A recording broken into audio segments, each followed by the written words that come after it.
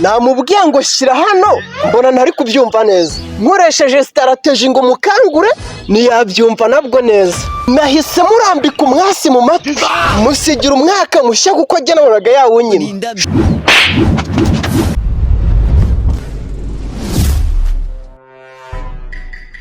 Ariko Rudakuba, ku munsi w'ejo nakuboneye amateka. Ayahe mateka? Mani nuzi ko ejo hari Noheli? Hari Noheli. Ejo twire bamugukubitiye urushyi yasinze. Ariko Rudakuba iyo kashe sinzi ko izasibangana. Ngo nguki ku munsi wa Noheli urushyi ruba ruribaze. Yaramwashije da. Nubona Rudakuba ubu nibwo nabona ko nuba ari mubaya cyane. Ariko umwaka amafaranga yamutije cyamuzanagaho umuhago kivugisha inararibonye. Maze Rudakuba arangira atubwira ati mwigire hirya amaraso atabatarukira. Twagiye kumva ngo tugira ngo ni inkuba ikubise. Turebye dusanga twire yirabuye ameze nk'uwaguye mu makara. Sha ahubwo twire ariyahura. Ariko Sarisa waruzi yuko nuba ari umudimobe? Simuruka ari umusipisira. None se bariya b'abasipisi ntabwo uzi ko bahoze ari abasirikare? Reka se bariya bose ni abadimobe. Ariko Sarisa bakugira umusipisi uri umuntu waho hanyuma ukazafata igisamba ngute? Yewe we ariko uzi ko ari byo. Yego rata na musevire yakwita urushyi ruremereye kuriya. Ariko Rudakuba nibyo uri kubwira, ubonye twirukuna ameze wagira ngo yakubiswe n'inkuba kandi itagira imvura. Ariko buriya rero abantu baraniyahura. Umuntu yakwizeye akaguha amafaranga ye akemera mugahana itariki nta deni yaragufite yari ukugutiza. Sarisa uzi ubwenge yatariki uzayizirikane kuko ucunze nabi impyiko zawe yazigurisha kuri make make. Ariko ideni ukarinda kwasa umuntu niko abadimobe bakora. Ririya ni ihungabana ry'ibisasu bya kirimbuzi aba yarahuye nabyo, cyangwa se ukamurakaza kubera kumusaza akakubonamo ikihebe. Sha yaramuhamije rero ubu twira umutwe barawumenye kera. Sha reka gende ndebe ko namubona. Sha genda gusa gira iruhuko ridashira.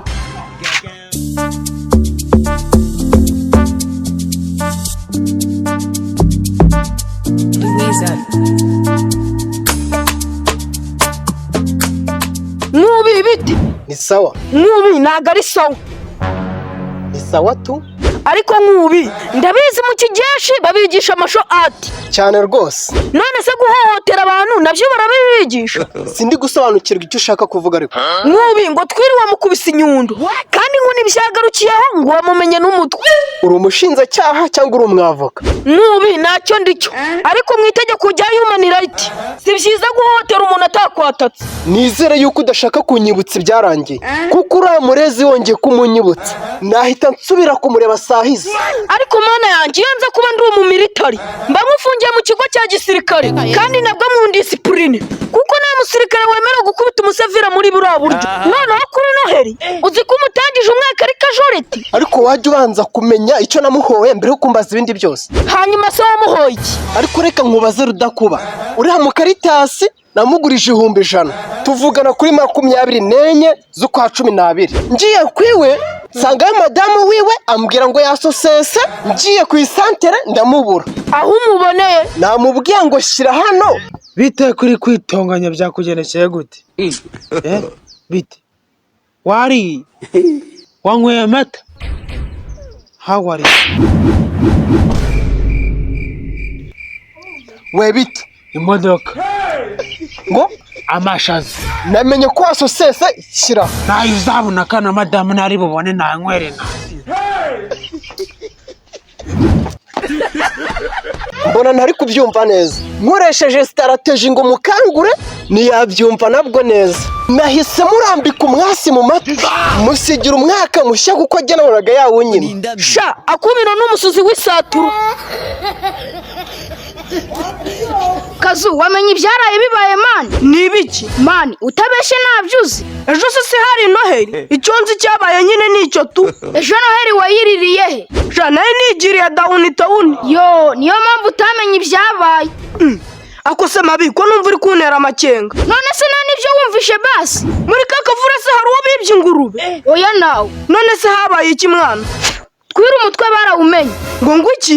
Icupa icupa ni igiki bakubisemo ariko narabivuze ubundi nta kuntu wasinda kuriya 1 2 3 ngo wotameroni babura kuyisandaza Safari ndamuzi ni wanywa 1 2 3 ngo ubura kwishyura kubabarira ubwo we niki se kari we wamumenye umutwe umva ye inda y'imbaraga subishakira he ni mu masahane cyangwa ni mu mashuka ni mu mashuka nuko rero urashaka umusinzi tumushakira muri busherise sha sico yazize rero mbwira nyine ibyo yazize Kazu twiri nkubi yamutije amafaranga bumvikana kuri 24 zuko ibihumbi 100 noneho nkubi ejo aza kuyafata amusanga ku isantere hafi y'utubari ayamwatse amuzana y'ibyimbwa yarembye nkubi nawe uramuzi sipisi sha ndamwizeye si sipisi gusa uriya yabaye n'umusirikare yamukubise urushyi itama rigagamuka tureba sha nuko rero ahubwo se simbona anyuzeho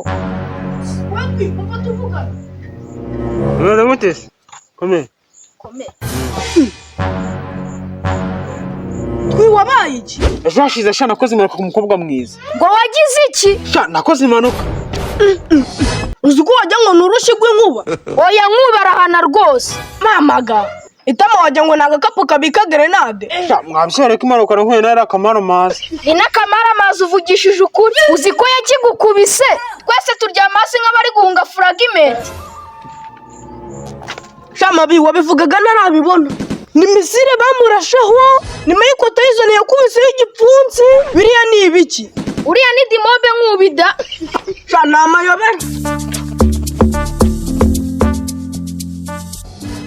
bidakuba bitajaho sha rest in peace rero kuko niko yakwifurije indese uwo bakumenya amajiga ahari urashaka kumbeshya se ko wakoze impanuka nje ngo rest in peace rest in paradise rero naribi kuko se nabaye iki uyu muzinga w'urushyi urabona woroshye God have mercy upon us. sha nkubi ubu nibwo nakemera twese tubaye turekura inki nyizi ibisasa muzinga bitwambura byashiramo Urabona atari satani.